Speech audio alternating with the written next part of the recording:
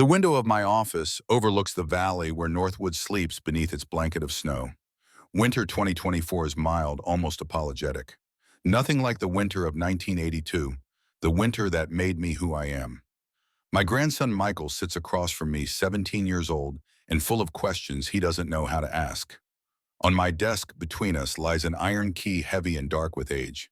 The same key that was pressed into my palm 42 years ago by a caseworker who didn't meet my eyes when she told me I was on my own.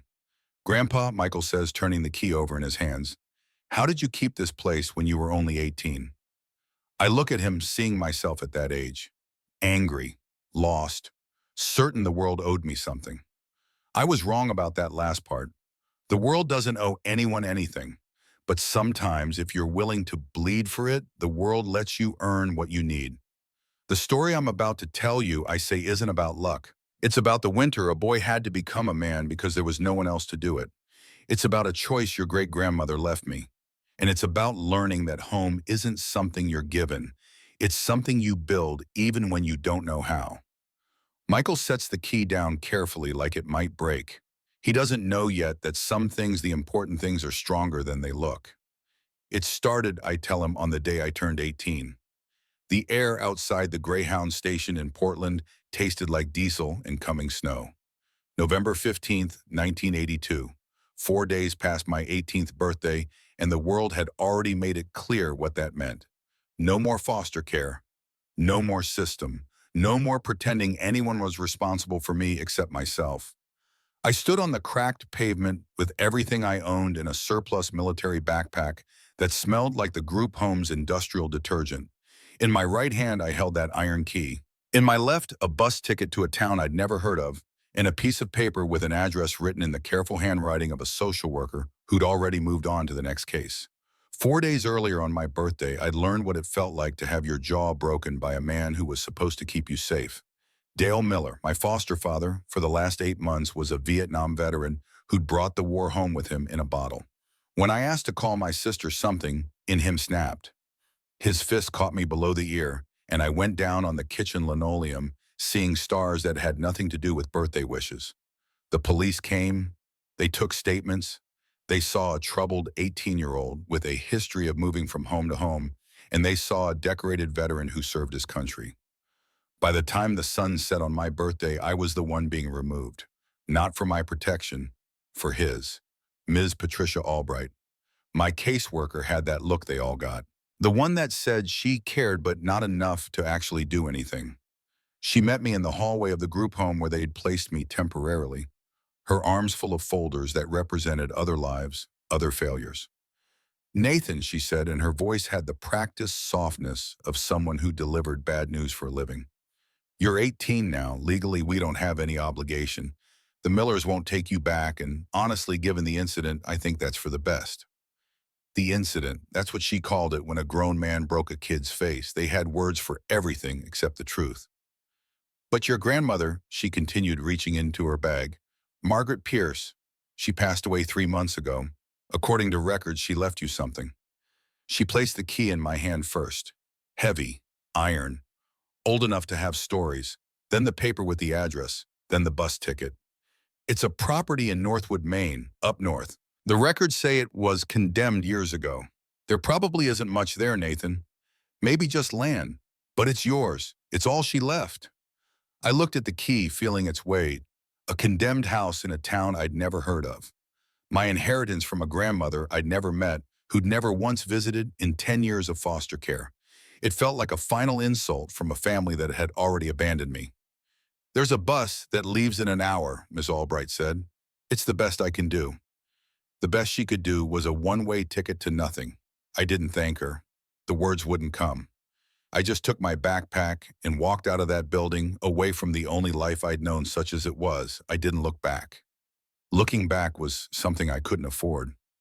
But standing there at the bus station with the November wind cutting through my thin jacket, all I could think about was Emma, my sister, 10 years old, stuck in the system 2 towns over with a family called the Gables. We'd been separated 3 years ago when her previous placement fell through. They told me I couldn't see her anymore. Bad influence, they said.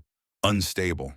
The thought of her small and fierce and alone made the cold in my bones feel even deeper. I'd promised her once years ago when they first split us up that I would never leave her. It was a stupid promise, a child's promise, but it lived in me like a stone, heavy and unmovable. My phone buzzed in my pocket, a cheap pay-as-you-go brick I'd bought with money from doing yard work. The screen showed a number I didn't recognize. I almost let it go to voicemail. Almost. "Hello, Nathan." The voice was tiny, choked with tears. "Nathan, is that you?" Time stopped. "Emma, how did you get this number? Are you okay?" I could hear her trying not to cry, the hitching breaths of someone fighting to keep it together. "I heard them talking. Mrs. Gable was on the phone with Miss Albright. They said you were gone. They said they're moving me to Oregon, to a family, a permanent one." The word permanent hung in the cold air like a death sentence. Permanent meant forever. Permanent meant I would never see her again. "They're taking me away forever, Nathan." I leaned against the brick wall of the station, the rough surface digging into my back through my jacket. My mind went blank, filled with white noise and panic. I forced myself to breathe, to think. "Where are you right now?" "I'm at the library. I told Mrs. Gable I had a school project.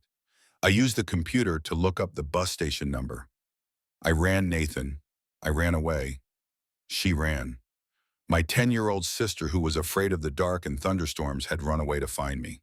The weight in my chest shifted from despair to something sharper, more focused. A terrible clarity. "Don't move," I said, and the words came out with a certainty I didn't feel. "Stay right there. I'm coming to get you." I didn't know how. The library was on the other side of Portland. I had $12 and a bus ticket to nowhere. But none of that mattered. All that mattered was the small, frightened voice on the other end of the line. I used the last of my money to get a taxi to the library. Found Emma huddled in the children's section, clutching a worn teddy bear, her eyes red from crying. When she saw me, she ran into my arms, and I held her like she was the only thing keeping me from flying apart. We couldn't go back. That much was clear. Going back meant they'd separate us for good. So we ran. We spent that night in a 24-hour laundromat, Emma asleep on my lap in a plastic chair, my arm around her, watching the fluorescent lights flicker and trying to figure out what the hell we were going to do. That's when I remembered the envelope. It had come to the group home a week before my birthday, forwarded from some central records office. I'd shoved it in my backpack and forgotten about it, afraid it was just one more door slamming shut. In the harsh light of the laundromat, with the washers rumbling their white noise symphony, I opened it. Official letterhead, Kalen County Tax Assessor's Office. The language was dense with legal jargon, but the message was brutally clear. The property listed under the name Eleanor Margaret Pierce was delinquent on property taxes. The total amount due, including penalties and interest accrued over 15 years, was $6,428. If the amount was not paid in full, within 60 days of the date of this notice, the county would seize the property and sell it at public auction. A preliminary bid had already been accepted from a corporation called Blackwood Development, $15,000. The letter was dated 3 weeks ago. We didn't have 60 days. We had 28. I read the number again. $6,428. It might as well have been $1 million. I folded the letter carefully and tucked it back in the envelope, as if hiding it could make it less real. Emma stirred in her sleep, murmuring something I couldn't hear. I looked down at her, this small person who trusted me completely, who'd run away from safety because she believed I would keep her safe. The weight of that trust was crushing, but it was also clarifying. We had nowhere to go. No family, no money, no options except one. A condemned house in a town called Northwood, a house that was already being sold out from under us. A house that probably wasn't even standing anymore. But it was an address, it was a destination, and it was the only thing in the world that was technically legally ours. In the morning before the sun had fully risen, I bought 2 tickets on a different bus line, one that made a dozen stops in towns with names like they'd been forgotten by history. It took the last of my money except for $4.50. Emma didn't ask where we were going. She just held my hand and trusted me. That trust was heavier than the backpack. The bus pulled out of Portland as the city's morning light turned everything gray and cold. I pulled out the tax notice again and read it in the weak daylight, filtering through dirty windows. 28 days, $6,000, a corporation called Blackwood Development. I didn't know it then, but that name would become the enemy, the dragon, the thing we'd have to slay to survive. Emma leaned against my shoulder and fell asleep. I stayed awake watching Maine scroll past the window. Cities gave way to suburbs. Suburbs gave way to farmland. Farmland gave way to forest. The trees grew thicker, taller, darker. Pine and birch creating a wall of wilderness. The towns we passed through got smaller and smaller, boarded up storefronts, peeling paint. For sale signs that looked like they'd been there for years. This was the Maine people forgot about, the Maine that progress had left behind. We got off the bus in Northwood late in the afternoon. The town wasn't even really a town, a crossroads, a gas station with a single pump that looked older than me, a general store with a faded Coca-Cola sign, a post office, a handful of houses scattered like seeds that hadn't taken root. The air was sharp and clean smelling of pinning and coming winter. It was so quiet I could hear individual leaves skittering across the pavement. A crow called from somewhere in the trees, harsh and lonely. A man in overalls was sweeping the porch of the general store. He stopped when he saw us. Two kids with a backpack standing in the middle of his town, looking lost because we were. I walked up to him, my heart pounding. "Excuse me, sir. We're looking for an address. 412 Ridge Road." He stopped sweeping and leaned on his broom, studying us with eyes that had seen too much to be easily fooled. "Pierce Property, Timur," he said finally, his voice like gravel. "Haven't heard that name in a good long while. Old Eleanor's place." He pointed down the main road with one thick finger. "Follow this road about 3 miles. Turns to dirt. Ridge Road is the first left after the old bridge. Can't miss it." Then he paused and something crossed his face. Sympathy, maybe. Or pity. "But I gotta tell you, son, there ain't much left out there. House has been sitting empty for the better part of 15 years. Winters are hard on a place nobody's taken care of." I thanked him. He just grunted and went back to sweeping, but I felt his eyes on us as we walked away. 3 miles doesn't sound like much until you're walking it with a 10-year-old whose legs are half the length of yours. The paved road turned to dirt, just like he said, a rutted track that wound deeper into the forest. The trees grew thicker here, their branches interlocking overhead, blocking out the fading afternoon light. We crossed a wooden bridge over a fast-moving creek. The planks groaned under our weight, and I could see gaps between them where the water rushed below. On the far side, a rusted signpost, barely readable, said Ridge Road. The road itself was more like a memory of a road.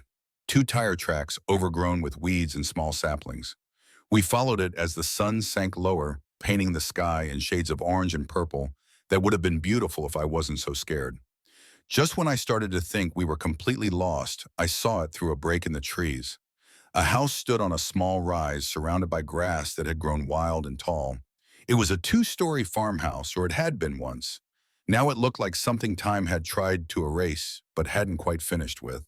The roof sagged in the middle like a broken spine. Several windows were boarded up with gray weathered planks. The ones that weren't boarded were just dark holes, vacant and empty. The paint had peeled away completely, leaving the wood beneath, exposed to the elements, turned gray and skeletal. A front porch listed to one side, its railing rotted through in places. The whole structure leaned slightly as if it was tired and thinking about lying down. "Is that it?" Imama whispered, and I could hear the fear in her voice. "This is it," I said, trying to sound confident. "This is home." We pushed through the tall grass, the dry stalks scratching at our legs. I tried the front door first. It was swollen in its frame, wouldn't budge no matter how hard I pushed. The iron key slid into the lock with a grinding sound, but it wouldn't turn. 15 years of rust and disuse had made it useless. We walked the perimeter, testing windows, looking for any way in. Around the back, one of the ground floor windows was missing its boards. The glass was completely gone, just jagged teeth around the frame. It was our only option. I cleared away the remaining shards carefully, then pulled myself up and through, dropping into darkness inside. The smell hit me immediately. Dust, mildew, decay. The smell of a place that had been dying slowly for a very long time. I helped Emma through the window, lifting her carefully, setting her down on floorboards that felt soft and spongy under my feet. We stood there in the gloom, letting our eyes adjust. We were in what had been a kitchen. An old cast-iron stove stood against one wall covered in rust. The countertops were thick with grime and mouse droppings. Cabinet doors hung crooked on broken hinges. We moved through the house like ghosts exploring a tomb. Every room told the same story of abandonment. A living room where a sofa had collapsed in on itself, its stuffing spilling out like guts. A dining room with a heavy wooden table buried under 15 years of dust. Upstairs bedrooms empty except for the outlines in the dust where furniture had once stood. The roof had leaked, water stains spread across the walls and ceilings like dark continents on a map of ruin. In one room, part of the ceiling had fallen in completely, leaving a hole through which I could see the sky. It was colder inside than outside. The wind found every crack, every gap whistling through the house like it was playing it like an instrument. A mournful, constant sound. This wasn't a shelter. This was a trap. There was no electricity, no running water, no heat. We couldn't stay here. The panic started to rise in my chest. We had nowhere else to go. We were two runaways in a house that wasn't even really a house anymore. What had I done? Emma was standing in the corner, wrapped in her thin jacket, shivering. I had to find something. Anything. Firewood, blankets, food. I found nothing but decay. Then in the kitchen, I noticed something. A heavy wooden door set into the floor. An iron ring for a handle. I'd walked past it twice without seeing it. I pulled on the ring with both hands. The door was heavy, swollen with age and moisture, but it lifted with a groan of protest. Beneath it, wooden steps leading down into absolute darkness. A wave of cool air rose up to meet me, carrying the smell of earth and stone. "What is that?" Emma asked, her voice very small. "A root cellar," I said. "Stay here." I used my phone's flashlight to guide my way down. The battery was at 15%. I had to make this quick. The steps were solid, surprisingly so. The cellar was small, maybe 10 feet by 10 feet, with stone walls and a hard-packed dirt floor. It was draining, completely dry, and the air was still quiet, free from the wind that tormented the house above. The temperature down here was warmer than upstairs. Not warm, but warmer. Maybe 45 degrees instead of 35. In one corner stood wooden shelves, empty except for a few shattered glass jars. In another corner, a pile of old burlap sacks. And against the far wall, half hidden in the shadows, a dark metal object. I moved closer. An old military ammo box painted black, heavy and solid. It had a latch on the front and a small padlock holding it shut. I picked it up. It was heavy. Something inside shifted and rattled. I carried it back up the stairs, my phone's flashlight starting to dim. Emma was right where I'd left her, hugging herself against the cold. "What did you find?" she asked. "I don't know yet," I said, "but I think we're going to sleep down there tonight. In the cellar. It's warmer, safer." We gathered the burlap sacks and made a crude bed on the cellar floor. Spread my thin blanket over them. It wasn't much. It was barely anything. But it was better than the freezing house above. That first night was the longest night of my life. The darkness in the cellar was absolute. No light pollution from distant cities, no street lights, no moon penetrating this deep. Just blackness so complete it felt like a physical presence pressing against my eyes. Emma fell asleep, eventually curled against my side, her breathing finally evening out. I lay awake listening to the wind howl around the house above us.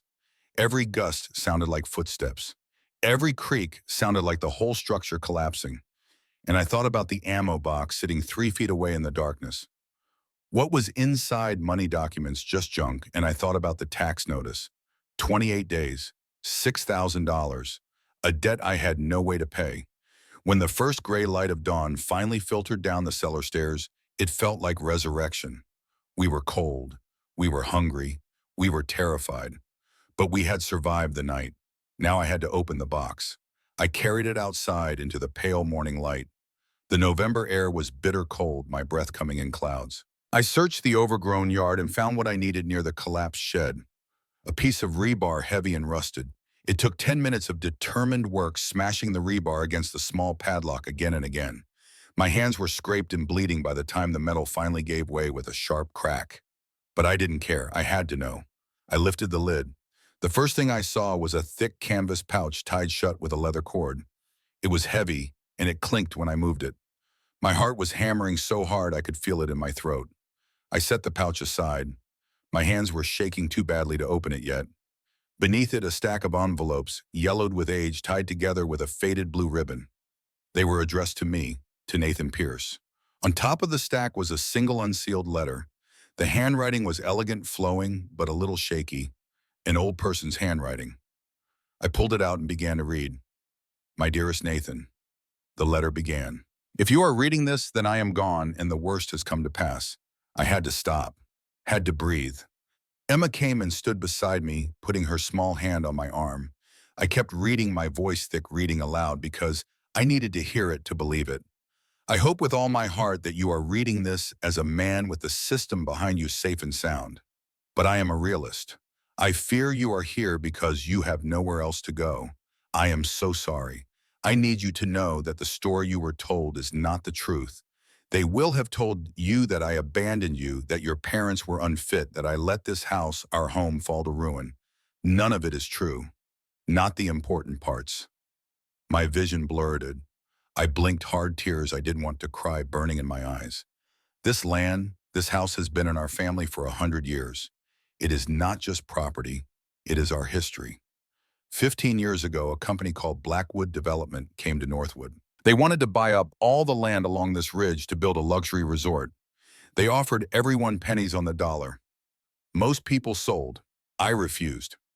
Your grandfather and I, we loved this place. We believed it was worth fighting for. Blackwood did not like being told no. They began a campaign to force me out. They filed frivolous lawsuits. They reported me for imaginary code violations.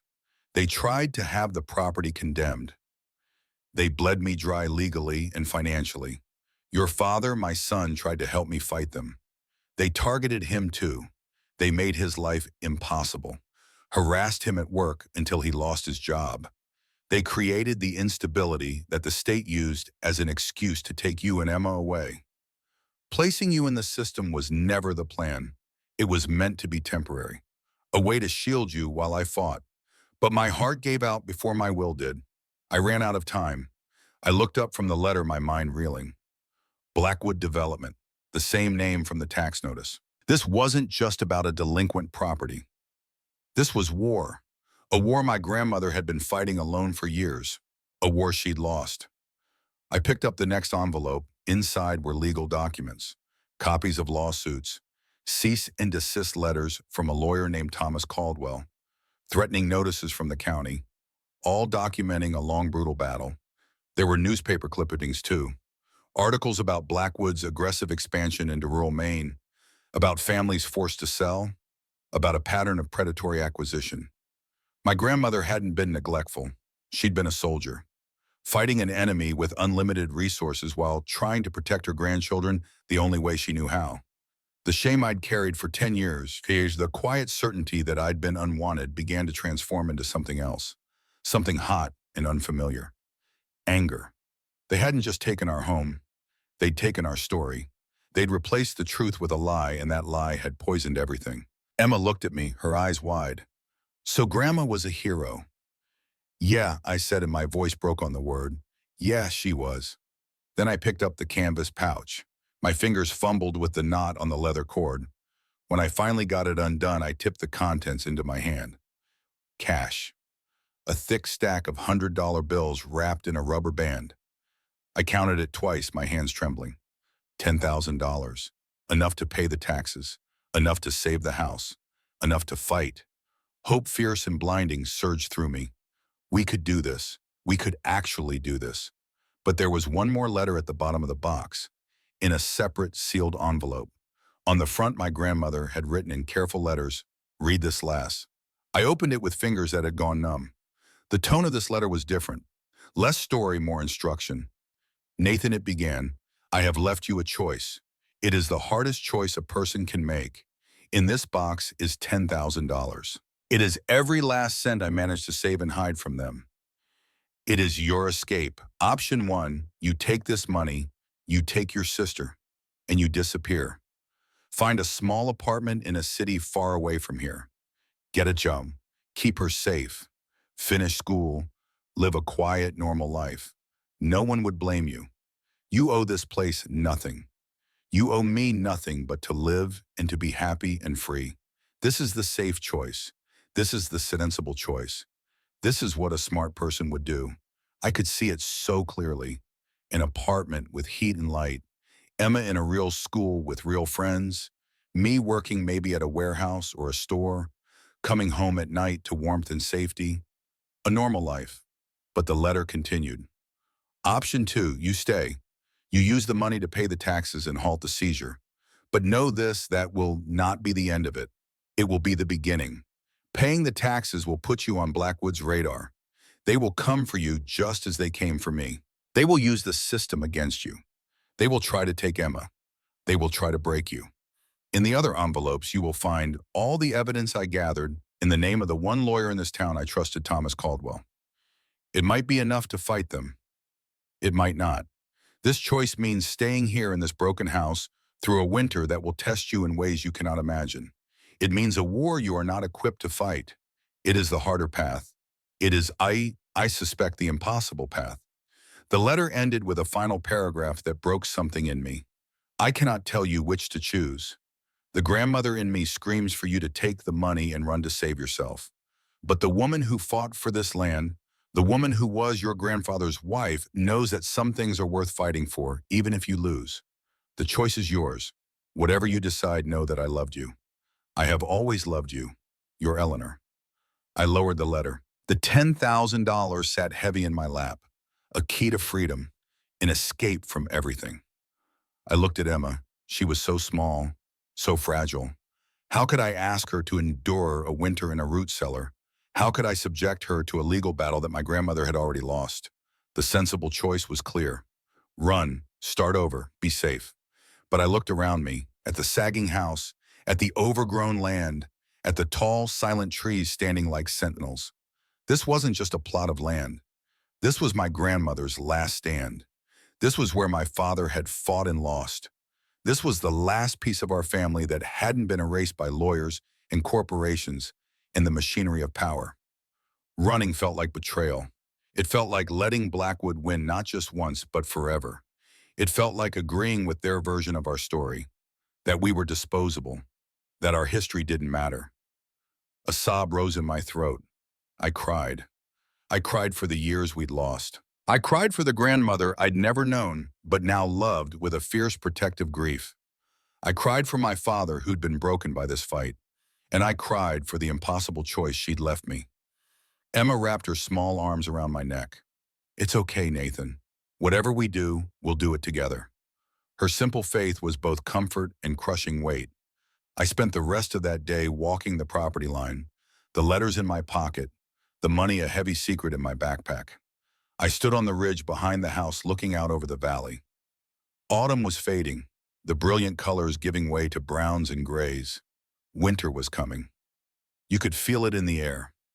I thought about that warm apartment in some distant city, about Emma in school, about me working steady coming home to light and heat. It was a beautiful dream, a safe dream. Then I looked back at the house, our house, broken and beaten, but still standing. Leaving it felt like leaving part of myself behind to be bulldozed and erased. Sometime in the deep, cold hours of that night, huddled in the cellar with Emma sleeping beside me, I made my decision. I wouldn't be the one who let our story end. I wouldn't let Blackwood win. I would fight. When Emma woke in the morning, I told her everything. The money, the choice, the war ahead. I told her it would be hard and cold, and I didn't know if we could win. If you want to leave, Emma, we'll leave right now. It's your choice too. She looked at me for a long moment. Then she looked around the small cellar at the stone walls and dirt floor. This is Grandma's house, she said. Not a question, a statement.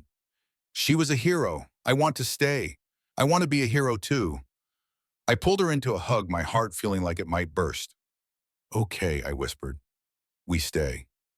Our first step was finding the lawyer, Thomas Caldwell. The name was on the old legal letters. His office was on Northwood's Main Street. We walked the 3 miles back to town the next morning. This time the walk felt different. Not a retreat, an advance. Mr. Caldwell's office was squeezed between the general store and a defunct laundromat. Gold leaf lettering flaking off the window, Thomas Caldwell, attorney at law. We stepped inside. The office was drowning in paper. Towers of books and files everywhere. An elderly man with white hair and thick glasses looked up from a massive desk. "Can I help you?" he asked, his voice like dry paper. "Are you Mr. Caldwell?" I asked. He nodded slowly. "I'm Nathan Pierce. This is my sister Emma. Our grandmother was Eleanor Pierce." The name hung in the air. Something passed across his face, recognition, then sadness. "Eleanor," he said softly. "God, I tried to save her. I'm so sorry I couldn't." I placed the ammo box on his desk, showed him the letters, the legal documents, the evidence, told him our story, all of it. Then I pushed the stack of $100 bills across his desk. "This is $10,000. My grandmother said to use it to pay the taxes and to fight Blackwood. Will you take our case?" He stared at the money for a long time. Then he looked at me with eyes that had seen too much. "Your 18 years old son. You're a runaway. You're harboring another runaway. The state could take your sister and charge you with kidnapping. And you want to pick a fight with a multi-million-dollar corporation that has this county's government in its pocket. A fight your grandmother, a grown woman with resources, lost." "Yes," I said. The word was quiet, but it didn't waver. He leaned back in his chair. It squeaked in protest. He looked at Emma, who stared back at him with defiant eyes. He looked at the evidence spread across his desk. Then slowly a smile spread across his tired face. The first genuine smile I'd seen in this town. "Eleanor always did have a flair for the dramatic," he said. "All right, son, I'll take your case. I'm telling Michael this story on a winter afternoon, but I need him to understand what winter meant in 1982. Not the mild, apologetic winters we get now. I'm talking about a winter that came down from Canada like an invading army, temperatures that could kill you in hours, snow that buried roads and made the world disappear. The hardest part wasn't Blackwood," I tell him. "It was learning that nature doesn't care about your courage. It only cares if you're strong enough to survive." Michael leans forward. He's never known real cold, not the kind that gets inside your bones and stays there. "What happened after the lawyer took your case?" I look out the window at the valley, and for a moment, I'm not 60 years old sitting in a warm office. I'm 18 again, standing in Thomas Caldwell's cluttered office, watching him work with a speed that belied his age. That afternoon, November 18th, 1982, Caldwell moved like a man half his years. He took $6,500 of our money and drove himself to the county office. Came back 2 hours later with a stamped receipt. The taxes were paid in full. The auction was stopped. "That buys you time," he said, sliding the receipt across his desk to me. "But it also sends a message to Blackwood. They'll know someone's fighting back now." He filed an emergency petition for temporary guardianship, citing my status as Emma's only living relative and our legal claim to family property. He filed an injunction against Blackwood Development, accusing them of predatory acquisition and harassment. He used my grandmother's documentation as evidence. "It's a long shot," he warned me. "All of it, but it's a shot." He gave me $200 from what remained. "Go to George's store. Get food, blankets, a propane heater for that cellar. Get tools. You've got a court inspection coming in 3 weeks, and you need to make that place look like you're at least trying to make it livable." We walked back to the general store. George Mitchell, the man who'd given us directions that first day, was restocking shelves. When we entered, he studied us with those careful eyes. We bought canned soup and beans, dried pasta and rice, 3 thick wool blankets, a small propane heater and 2 canisters of fuel, a hammer, nails, a saw, flashlights and batteries. And it came to $180. As George rang it up, he said, "You're Eleanor's grandkids." It wasn't a question.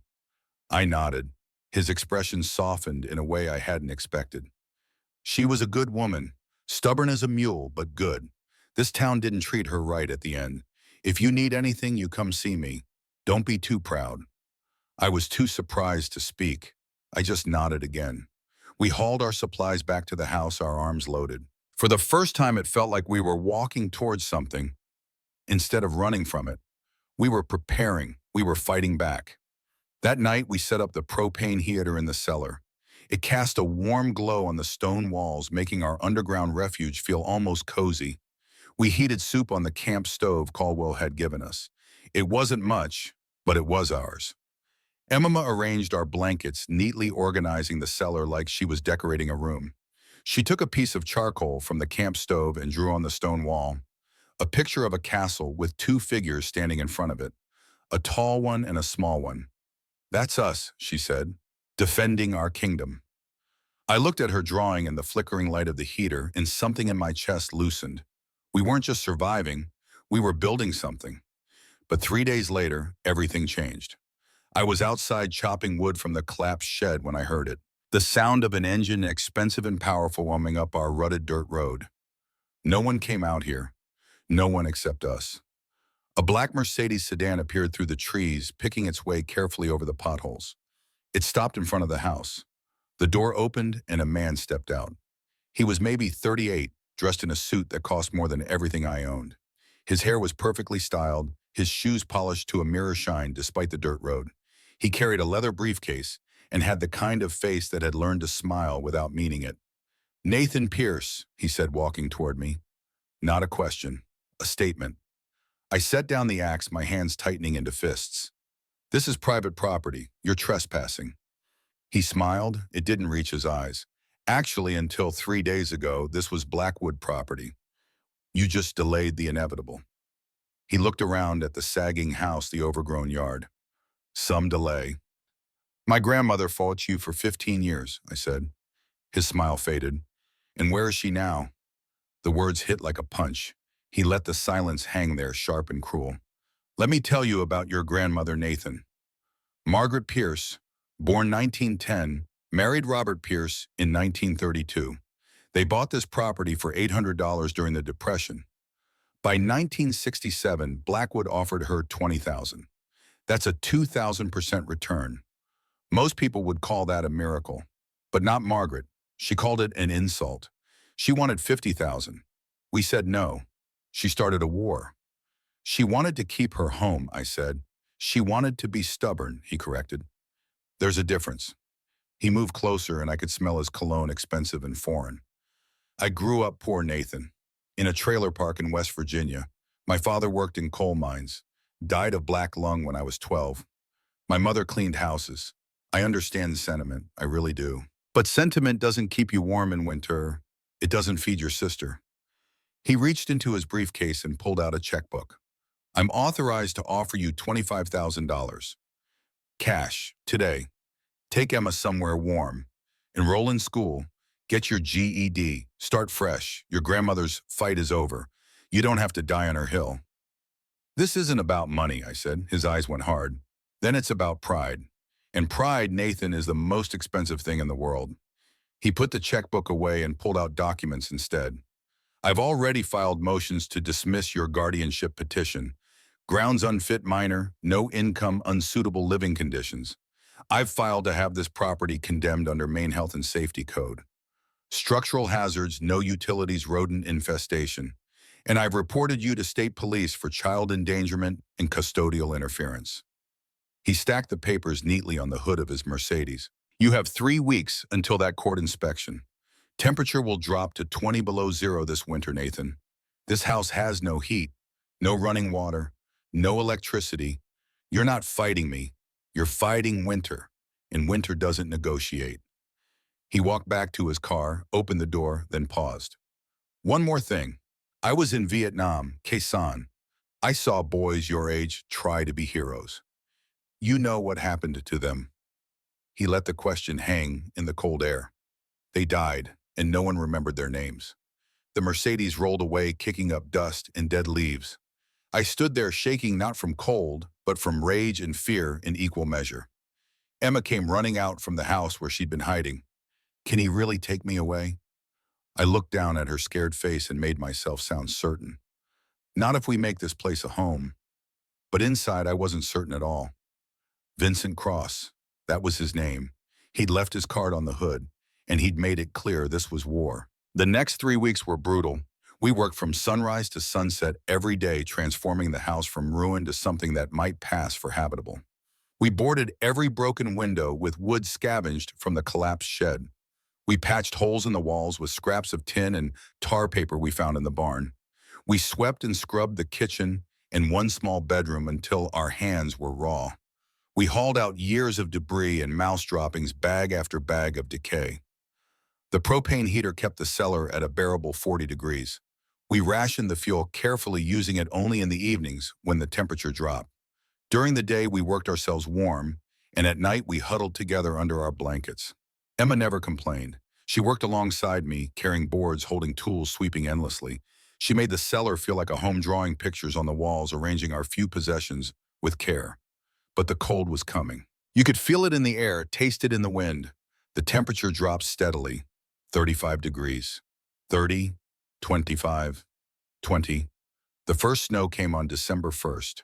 Not a gentle dusting, but 3 inches overnight. We woke to a world transformed, white and silent and beautiful and terrifying. Because snow meant winter was here. Real winter. And we were living in a house with no heat. On December 8th, 18 days after Caldwell filed our petition, the inspection happened. I heard the car before I saw it. A black sedan with state plates. A woman got out, 31 or 32, wearing a sharp suit and carrying a clipboard and camera. Her face had that professional mask I'd seen so many times. The face of someone who'd learned to care just enough to do their job, but not enough to let it hurt them. "Nathan Pierce," she asked. "Yes, ma'am." "I'm Sarah Davies, Department of Health and Human Services. I'm here to inspect the property and assess suitability for minor guardianship." She walked through the house, methodically taking notes, snapping photos. She noted the boarded windows, the patched walls. She tested floorboards, finding some that were still soft and spongy. She checked for running water. There wasn't any. The well was frozen. She looked at our outhouse, our camp stove, our makeshift living arrangements. Then she descended into the cellar. She stood there, taking in the stone walls, the dirt floor, our sleeping pallets made of burlap and blankets, the propane heater, Emma's drawings on the walls, our food supplies organized on the shelves. "You're living underground," she said, and I couldn't read her tone. "It's the warmest part of the house," I explained. "We have the heater, plenty of food and blankets. We're working on fixing the rest." She asked about school. I told her about the homeschool program Caldwell was arranging. She asked about income. I told her about my plans to get my GED to apply for college scholarships for former foster youth. She asked about medical care. I told her the town doctor had agreed to see us. She was silent for a long time, looking from me to Emma, who stood beside me, holding my hand. "This is highly irregular, Nathan," she said finally. "An 18-year-old and a 10-year-old living in these conditions. No electricity, no running water, temperatures below freezing. My report will not be favorable." My heart sank. I'd known it was a long shot, but hearing it stated so flatly felt like a door slamming shut. But then she added something that confused me. "Mr. Caldwell filed for a 90-day continuance pending a full hearing. The judge granted it. For now, you can stay. But I will be back, and I expect to see significant progress." As she was leaving, she paused at the cellar stairs. "The propane. You're rationing it." "Yes, ma'am. 2 canisters have to last us." Something flickered in her eyes. "There's a fuel assistance program. I'll send you the paperwork." Then so quietly I almost missed it, she said, "My mother lost her farm to Blackwood 10 years ago." She climbed the stairs and was gone before I could respond. Emma looked up at me. "What does that mean?" "It means," I said slowly, "we're not alone." But we were about to learn just how alone we really were. The blizzard hit on December 16th. The radio, an old battery-powered one George had given us, crackled with warnings. Major winter storm, 2 to 3 feet of snow, wind chill 40 below zero. Residents advised to stay indoors and avoid all travel. We prepared as best we could. I brought in every scrap of firewood I could find. We filled containers with snow to melt for water. We stocked the cellar with 3 days of food. We piled on every blanket we had. The storm arrived like an army. The wind screamed around the house so loud we had to shout to hear each other. Snow came down in sheets so thick you couldn't see 5 feet. It piled against the house in massive drifts, burying the windows, turning our world into a white tomb. For 48 hours, we huddled in the cellar while the storm raged above. The temperature dropped and dropped and dropped. Even with the propane heater running constantly, the cellar stayed barely above freezing. Emma shivered despite being wrapped in every blanket we had. And then on the evening of December 19th, the worst happened. The propane heater sputtered, coughed, died. I checked the canister. Empty. Grabbed the second one, also empty. The temperature in the cellar immediately started to drop. 40 degrees, 38, 35, 32. Emma's lips started to turn blue. Her teeth chattered so hard I could hear them clicking together. Panic seized me by the throat. This was it. This was how I failed her. I'd brought her here to this frozen hell, and now she was going to die because I'd been too proud to take the money and run. I wrapped her in every blanket, held her against me, trying to share body heat. But it wasn't enough. She was shivering violently, her small body convulsing with cold. "I'm cold, Nathan," she mumbled. "So cold." I'd never felt so helpless in my life. The storm was still raging outside. We couldn't go to town. We'd freeze to death before we made it 100 yards. We were trapped in a stone box, watching the temperature drop degree by degree. "Please," I whispered to no one, to God, to my grandmother's ghost. "Please help me. I don't know what to do." And then in that moment of absolute desperation, clarity came. The house itself was fuel. I'd seen that old cast iron stove in the kitchen. I'd seen the chimney, and outside all around us was wood. The collapsed shed, the rotted porch railings, dead branches everywhere. I could burn the house to save us. I left Emma buried in blankets and went upstairs. The temperature in the main house was -5 degrees, colder than outside because there was no insulation. My breath froze in clouds. My fingers went numb within seconds. I found the stove and examined the chimney by flashlight. The flue was blocked solid with 15 years of debris. Birds' nests leave soot packed like concrete. I found a long stick, a broken curtain rod, and started jabbing it up the chimney. Debris rained down into the firebox, coating me in black grime. I kept working my hands so cold I couldn't feel them anymore. Finally, I felt the stick break through. Cold air rushed down the chimney. Draft. Then I went outside into the blizzard. The wind hit me like a fist, knocking me sideways. The snow was waist deep and still falling. I couldn't see the shed. Couldn't see anything. Just white chaos. I used the house itself as a landmark, keeping one hand on the wall as I fought my way around to where I remembered the shed being. Found it by running into it, barking my shin on a buried board. The wood was frozen solid, but the shed was rotten enough that I could break it apart with my bare hands and feet. I kicked and pulled and tore, ignoring the splinters driving into my palms. I couldn't feel the pain anyway. Couldn't feel anything. I made 6 trips from the shed to the house, dragging armloads of wood through the storm. Each trip I was terrified I'd lose my way, that I'd wander off into the white and freeze to death 10 feet from safety. But I used the flashlight in the window as a beacon, a tiny point of light in the chaos. By the time I had enough wood, my hands were bleeding. I couldn't tell if it was from the splinters or from the cold cracking my skin open. I didn't care. Building the fire was its own battle. My hands were too numb to strike a match. I had to warm them under my armpits, blow on them until I could feel my fingers again. Even then, it took 3 tries to get the match lit. I touched the flame to newspaper the pages I'd found lining old shelves. The paper caught. I added kindling, small pieces of the rotten wood. Smoke billowed out, making me cough and choke my eyes streaming. But then the draft caught. The smoke reversed course and rushed up the chimney. I added larger pieces of wood. The fire grew crackling and spitting. Orange flames licked at the wood. The cast iron of the stove began to warm slowly at first, then faster. Heat, actual heat, radiating out into the frozen room. It was the most beautiful thing I'd ever seen. I went down to the cellar and carried Emma up, blankets and all, set her down in front of the stove. We sat there together, wrapped in our blankets, and watched the fire. Slowly, painfully slowly, the shivering stopped. Color returned to her lips, her eyes focused. "You did it," she whispered. "You saved us." I held her and stared at the flames, understanding something fundamental. The house that had been trying to kill us had just saved our lives. The burden had become salvation. We'd found a way to survive. After that night, everything changed.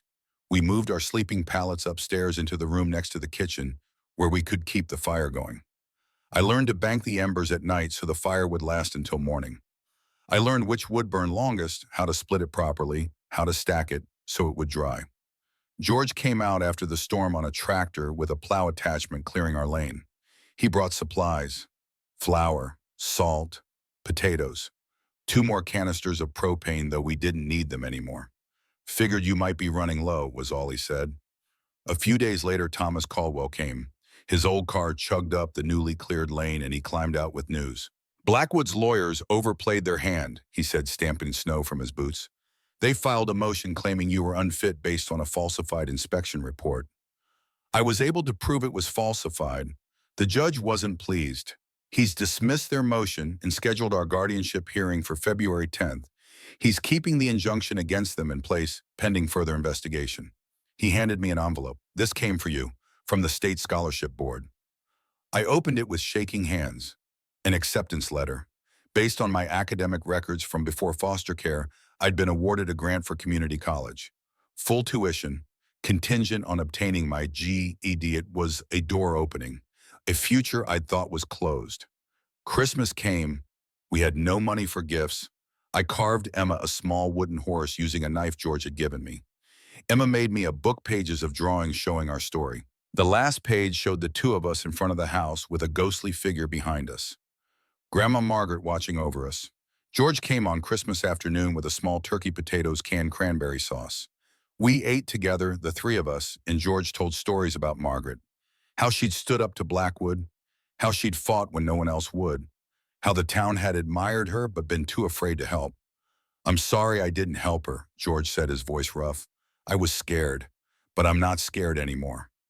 Word was spreading through Northwood about the Pierce kids living in the condemned house. Some people thought it was shameful that social services should take Emma away, but others remembered what Blackwood had done. Others had their own scars. Pastor Jameson from the Methodist Church brought food. Doc Morrison, the town doctor, who was 72 years old, offered free medical care. Mary Patterson, who owned the diner and had lost her own farm to Blackwood in 1975, sent hot meals once a week. We weren't just surviving anymore. We were becoming part of something. A community. People who remembered what it meant to fight for what mattered. The deep cold of January came. Nights when the temperature dropped to 20 below. Mornings when the water in our bucket was frozen solid. But we had the fire. We had food. We had each other. And we had a hearing scheduled for February 10th. A chance to make this permanent. A chance to win. But Blackwood wasn't done with us yet. On the morning of January 15th, Thomas Caldwell called. His voice was tight with urgency. Nathan Blackwood filed an emergency motion. They're pushing up the hearing date, and they've submitted new evidence. Professional photographs of the house, an affidavit from a structural engineer claiming imminent collapse, a child psychologist report saying Emma's in a traumatic environment. But she's never met Emma, I said. I know, it's all bought and paid for, but it looks official, and that's what matters to a court. The hearing is February 10th, 3 weeks away. We need to be ready. 2 days later, Vincent Cross returned, but this time he wasn't alone. He brought the county building inspector, a nervous-looking man named Harold Brennan. They walked through the house while I followed helpless. Brennan tested floorboards, checked the stove chimney, noted the lack of running water and electricity. He documented everything, while Cross watched with cold satisfaction. I'll have to issue an evacuation order, Brennan said, not meeting my eyes. Health code violations. Structural concerns.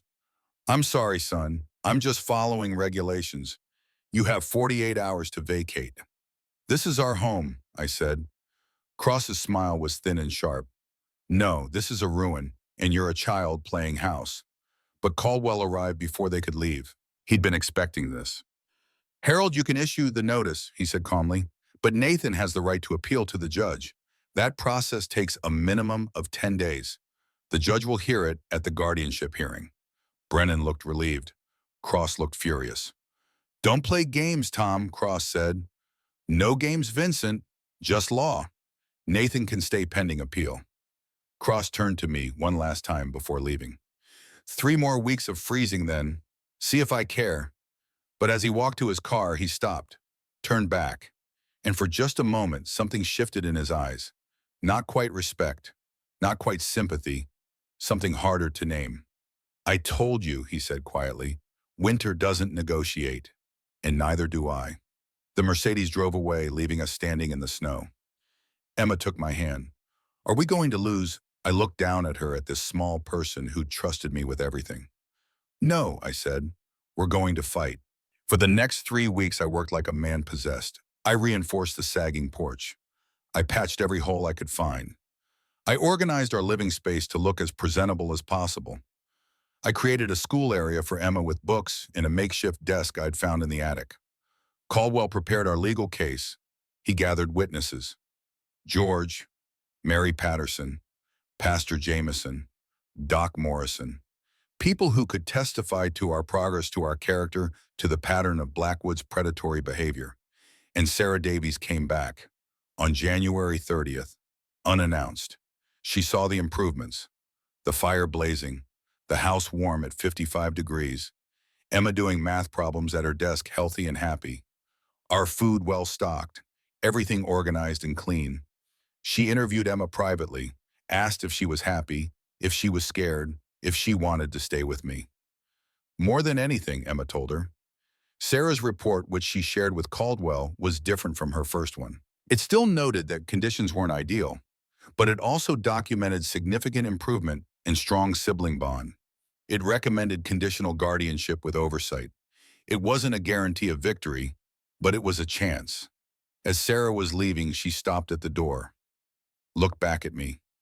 For what it's worth, she said, you're doing what I wish I'd seen someone do for my mother. Keep fighting.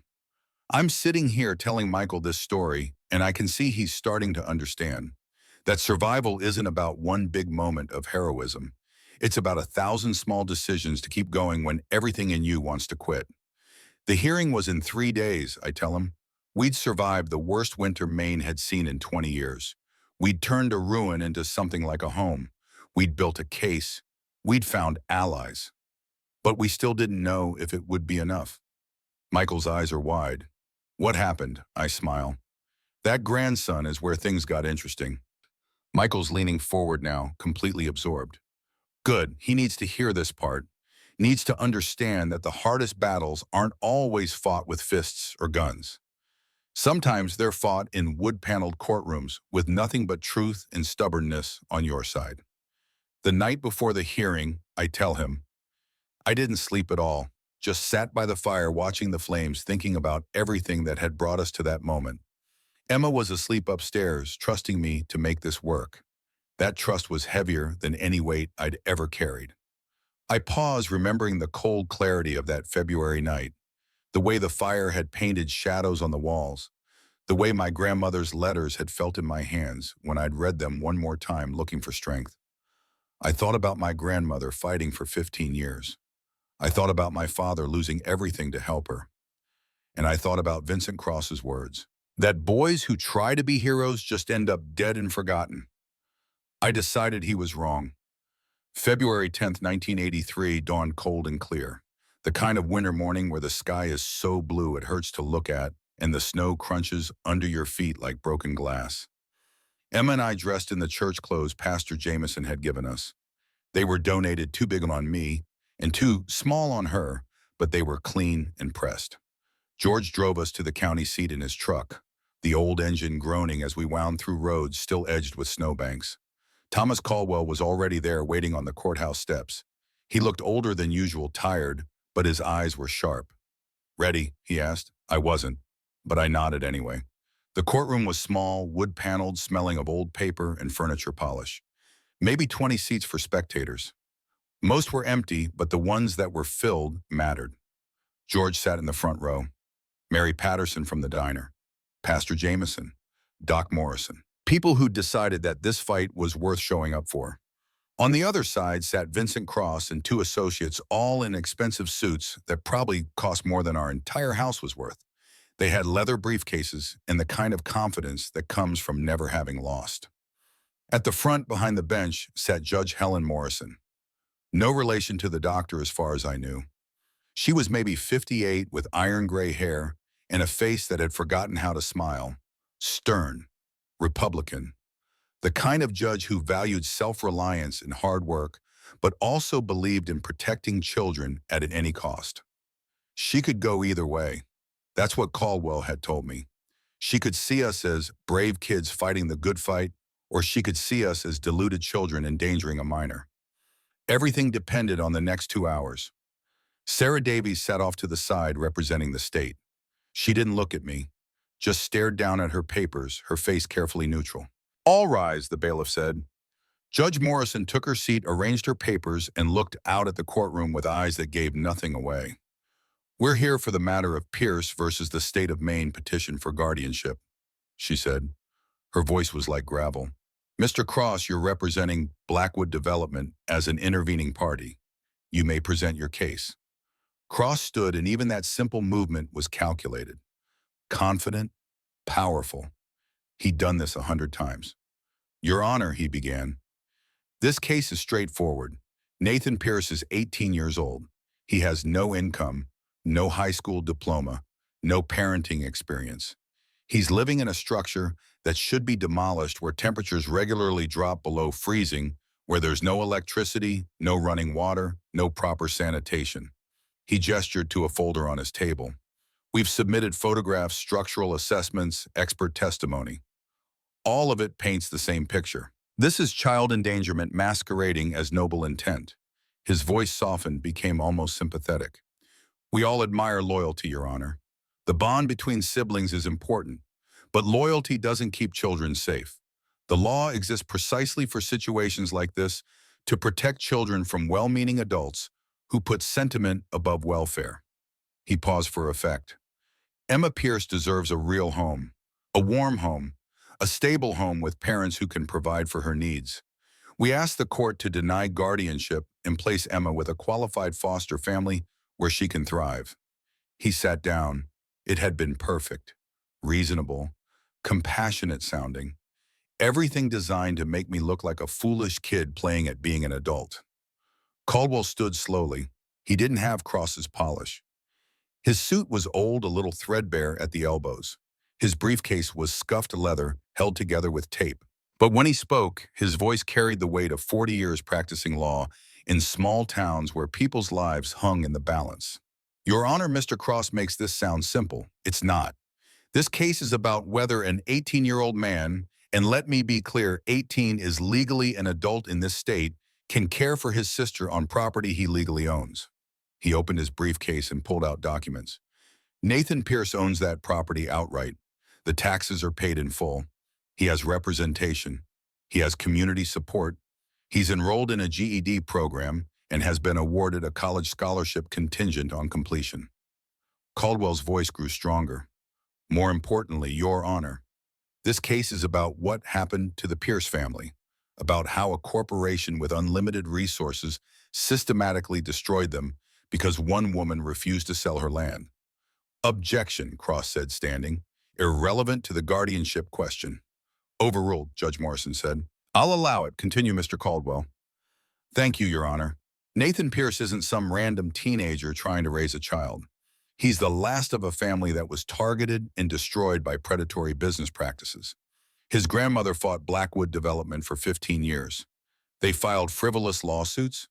They harassed his father until he lost his job. They created the instability that led to Nathan and Emma being placed in foster care. And when Margaret Pierce died from the stress, Blackwood thought they'd won.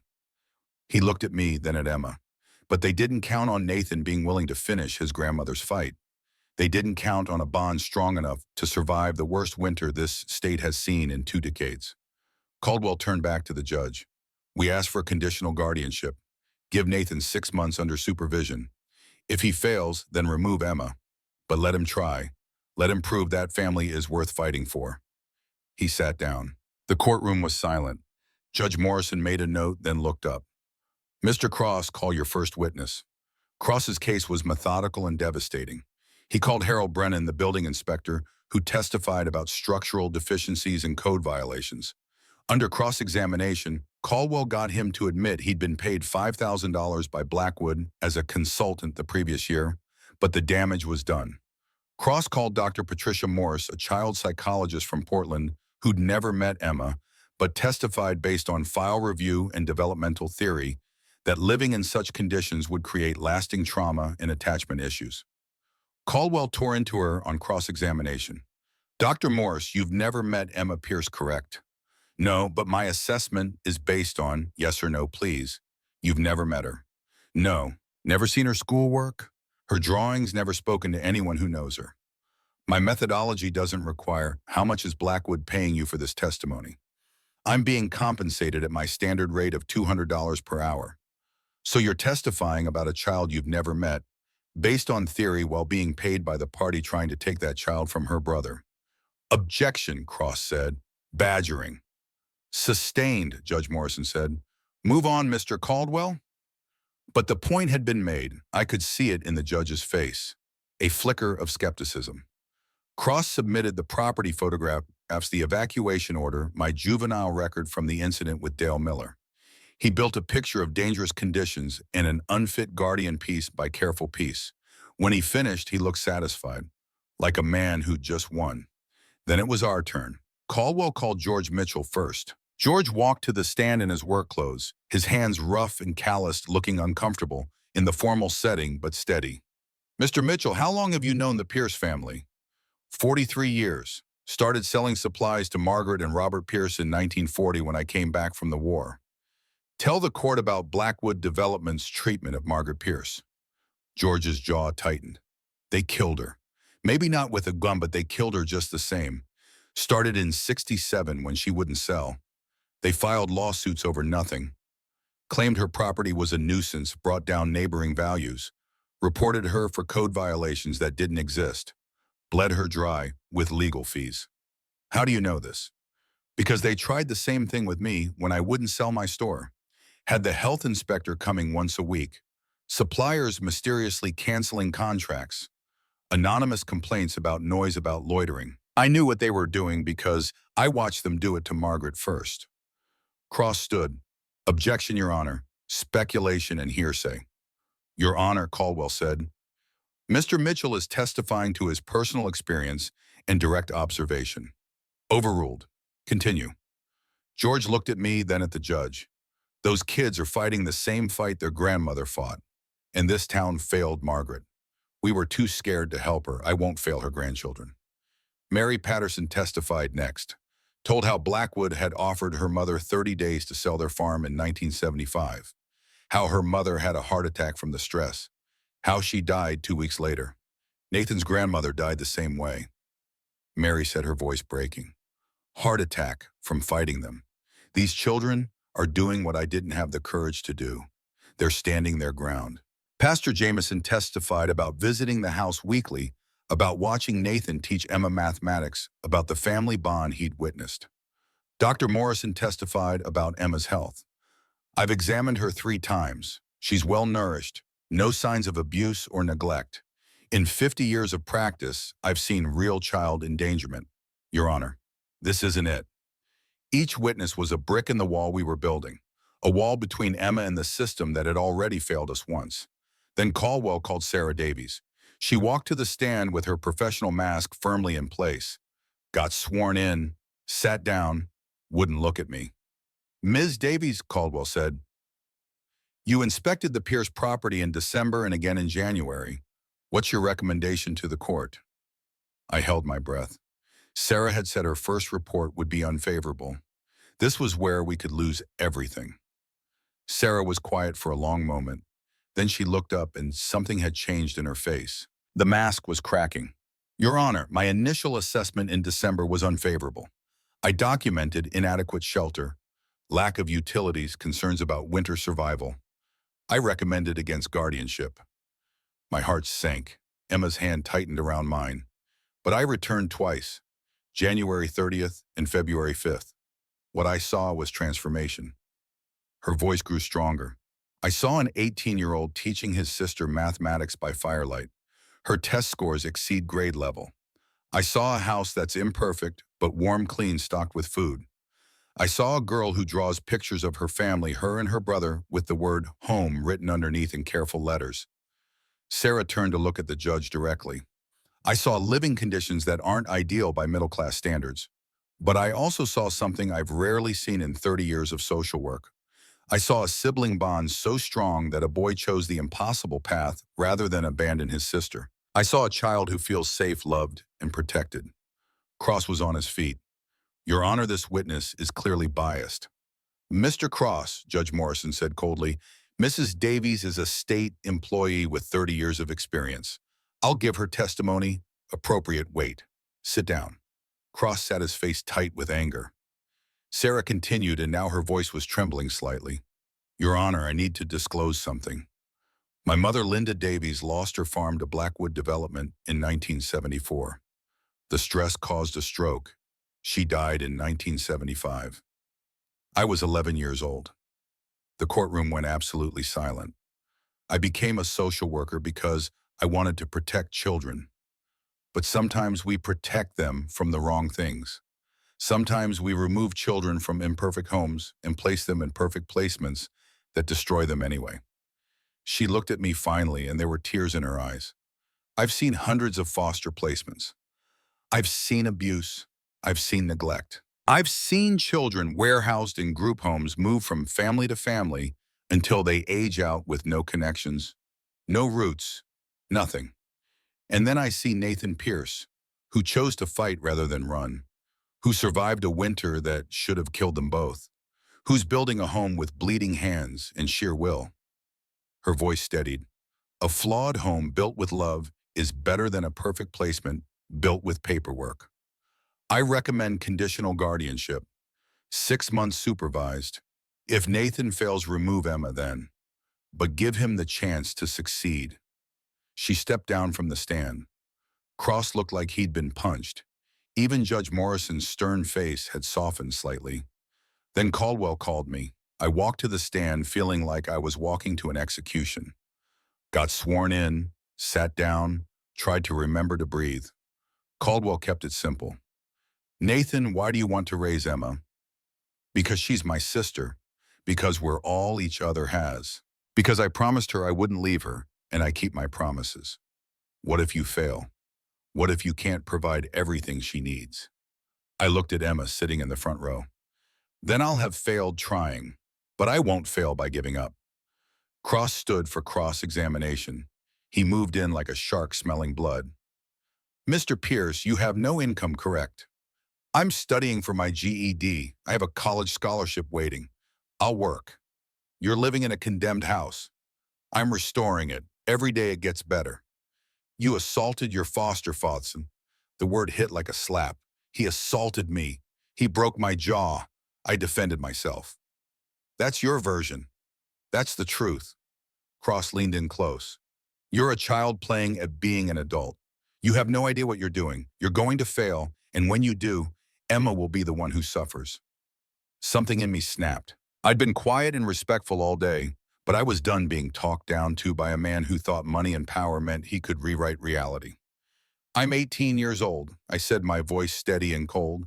Old enough to be drafted, old enough to sign contracts, old enough to be tried as an adult if I committed a crime. The law says I'm an adult, and I'm acting like one, taking responsibility, fighting for my family. I looked directly at Cross. You're a man who thinks sentiment is weakness, but you're wrong. My grandmother's sentiment kept her fighting for 15 years against people like you. My sentiment got me and Emma through a winter that should have killed us. Sentiment is just another word for love, and love is the strongest thing there is. Cross's face went red. Your Honor, I think we've heard enough, Judge Morrison said. Mr. Pierce, you may step down. Caldwell gave his closing argument. Cross gave his. Both were good. Both were passionate. But I could tell from Judge Morrison's face that the decision had already been made. She called a 15-minute recess. We waited in the hallway, not talking. Emma held my hand. George put his hand on my shoulder. Caldwell paced nervous for the first time. When we filed back in, Judge Morrison looked out at the courtroom with an expression I couldn't read. I've presided over this bench for 22 years, she began. I've seen many guardianship cases. This one is unusual. My heart was pounding, but I could feel it in my throat. The law gives me limited leeway, but it does give me discretion. Mr. Pierce, you are 18 years old. You have no income, no high school diploma. You're living in a structure that barely meets habitability standards. You have been in the foster system for 10 years. You have a documented incident of violence. Emma's hand was crushing mine. This was it. We were losing. By every conventional metric, I should deny this petition. The word should hung in the air. However, Judge Morrison paused. You have demonstrated resourcefulness, dedication, and fierce protective love. You have community support. You have legal representation. You have property. And you have, against all odds, kept Emma safe through one of the harshest winters in Maine history. She looked at Cross. More importantly, I've reviewed the evidence Mr. Caldwell presented regarding Blackwood Development's conduct. I find a disturbing pattern of harassment and predatory practices extending over 15 years and affecting multiple families. Cross started to stand. Your Honor. Sit down, Mr. Cross. I'm not finished. He sat. This court will not reward such conduct. I am granting conditional guardianship of Emma Pierce to Nathan Pierce, effective immediately. The courtroom erupted. Emma threw her arms around me. George was grinning. Caldwell actually smiled. Judge Morrison banged her gavel. Conditions are as follows. Nathan obtains his GED within 6 months. Property brought to minimum code compliance within 1 year. Emma enrolled in approved homeschool program with monthly progress reports. Quarterly check-ins with DHHS.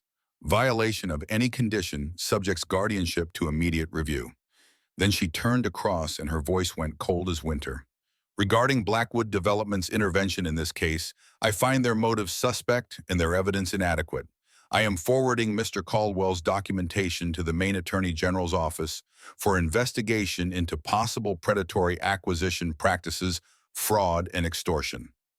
Cross was on his feet. Your Honor, I am issuing a permanent injunction against Blackwood Development from any further action related to the Pierce property, including contact surveillance or legal filings, except through proper real estate channels. If Blackwood wishes to purchase this land, they may make a fair market offer through a licensed broker. But the campaign of pressure ends today. She banged the gavel one final time. This case is closed. Outside the courthouse in the February sunshine that felt like spring, even though it was still winter, we stood in a knot of people who'd become family. George clapping my back, Mary crying happy tears, Pastor Jameson saying a prayer of thanks, Doc Morrison shaking my hand with his old steady grip. Sarah Davies approached last. I'll see you in 3 months for the first check-in. I expect to see progress. Then softer, but I think you'll be fine. Vincent Cross came out of the courthouse alone. His associates had already left. He stood there for a moment looking at me across the courthouse steps. Then he walked over. I tensed, expecting one final attack. Instead, he extended his hand. I stared at it, confused. You won, he said quietly. Congratulations. It's over, I asked. For now. He paused and something in his eyes was different. Respect maybe, or resignation. Blackwood is a $200 million corporation. We don't give up easily, but maybe you deserve this place more than we do. Why the change, I asked. He looked away out at the snow-covered valley. My father died in coal mines fighting for scraps. Your grandmother died fighting for her home. I used to think my father was a fool, that he should have left, found easier work, valued his life over his pride. He looked back at me. But watching you these last 3 months, I realized something. Maybe that kind of fighting matters more than profit margins. Maybe there are things worth dying for. He dropped his hand. I hadn't shaken it. Good luck, son. You're going to need it. He walked to his Mercedes and drove away. I never saw Vincent Cross again. 2 years later, the Attorney General's investigation found fraud in 8 Maine counties. Blackwood paid $12 million in settlements to families they'd targeted. The company moved their resort project to New Hampshire and left Northwood alone. But that day, standing on the courthouse steps with Emma's hand in mine, all I knew was that we'd won. We'd fought impossible odds and won. The months that followed were hard work, but they were joyful work. George and other men from town helped repair the roof properly. Doc Morrison's son, who was an electrician, wired 2 rooms as donated labor. The fuel assistance program paid for a new well pump. I studied for my GED every night by firelight and lamplight. Took the test in May, passed with high scores. Emma thrived in her homeschool program. Her teacher came weekly and reported that Emma was reading 2 grades above level. In June, we planted a garden, Emma's project. Tomatoes, beans, lettuce, carrots. She tended it every day, reading gardening books, learning about soil and seasons. In August, we finished Emma's bedroom, painted the walls light blue, her choice, found a bed frame at an estate sale, built shelves for her books and drawings. She made a sign for her door, my room. This is my room in my house, she said, and the pride in her voice made everything worth it. Sarah's quarterly check-ins became friendly visits. In August, she recommended removing all conditions. Full guardianship, no supervision. The judge approved. I started at Northern Maine Community College in September, studying forestry management. Learned about sustainable logging, land conservation, the history of Maine forests. Learned that my grandfather had run a small logging operation on this very land using practices that were ahead of their time. Started to see that this wasn't just about saving a house. It was about preserving a way of life, a connection to the land that corporate development wanted to erase. Emma made friends in town. Started going to church youth group. Was happy in a way I'd never seen her before. The house became a home. Not perfect. Still needed work. But solid, warm, ours. On November 15th, 1983, my 19th birthday, we had a small party. George Caldwell, Sarah Pastor Jameson, Doc Morrison, Mary. Emma baked a cake with help from Mary, lopsided and too sweet, but made with love. Caldwell presented me with final paperwork, full guardianship, all conditions removed, legal and permanent. You did it, Nathan, he said. You kept your promise. That evening, after everyone left, Emma and I stood on the ridge behind the house, the same place I'd stood a year earlier, deciding whether to stay or run. Are you glad you stayed? Emma asked. I looked out at the valley, at the trees turning colors in the fading light, at our house with smoke rising from the chimney. Every day, I said, even the hard ones. Me too. We stood there in comfortable silence, watching stars emerge in the darkening sky. A year ago, I'd been a scared kid with no home and no hope. Now I was a man with a sister, a house of future. The winter had tested us, but it had also made us. Made me understand that strength isn't about never being afraid. It's about doing what needs to be done even when you're terrified. Home isn't something you're given. It's something you build, with bleeding hands and stubborn will and love that refuses to quit. My grandmother had taught me that, not with words, but with the choice she left me, the impossible choice that turned out to be the only choice worth making. I finish the story and look at Michael. He's quiet for a long time, turning the iron key over in his hands. So that's how you got this place, he says finally. That's how. Not through luck, through choice, and you lived here ever since. Emma lived here until college, became a teacher in Portland. Your grandmother, she married, had 2 kids. One of them is your mother. I point to a photograph on my desk. Me at 25, Sarah Davies at 33, Emma at 17. Our wedding photo. Sarah and I stayed friends after the case, fell in love, got married, had 3 children in this house. She died 5 years ago. Cancer. The pain of that loss is still fresh, but it's a clean pain. The pain of loving someone fully and losing them to time, not to abandonment or betrayal. Emma and I expanded the house, added a wing, modernized it, but we kept the original structure. The root cellar is still there, preserved like a museum. Your grandmother, Emma, says her best childhood memories are from that cellar. Michael shakes his head in wonder. And all because you chose to stay. All because I chose to fight. I lean forward. Michael, you told me you were thinking about dropping out of school, that it's too hard, that nobody understands you. He nods, looking uncomfortable. Let me tell you something. When I was 18, I had no GED, no prospects, living in a freezing cellar with a 10-year-old who depended on me for everything. I could have blamed the system, blamed Blackwood, blamed my dead parents and absent grandmother. Instead, I studied by firelight because I'd promised Emma I'd build us a home. You're 17. You have heat, food, family opportunities I never dreamed of. Don't waste them because things are hard. Everything worth having is hard. I pick up the key, hold it out to him. Your great-grandmother died fighting for this land. I nearly froze fighting to keep it. Your grandmother, Emma, worked 2 jobs to help me afford college. This isn't just a house. It's a testament to people who refuse to quit. You come from that line. Act like it.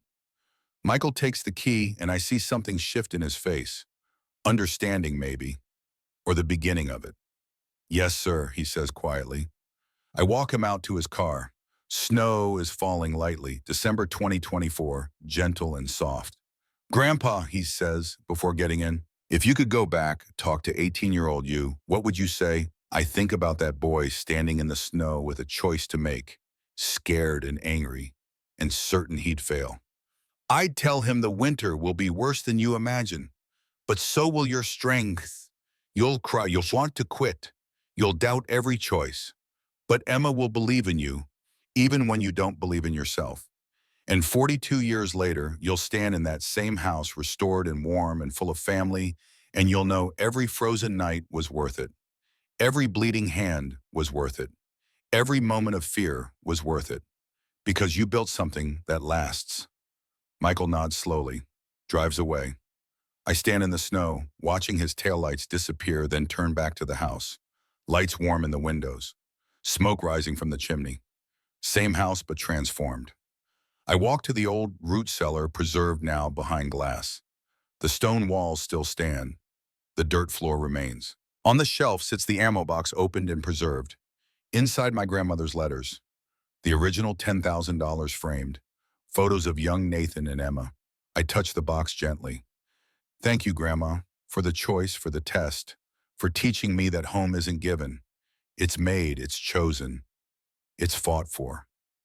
I close the cellar door and walk back to the house, go inside to warmth and light, and I think about that winter, the winter that made my family, the winter that proved me right, not because we survived it, but because we chose it.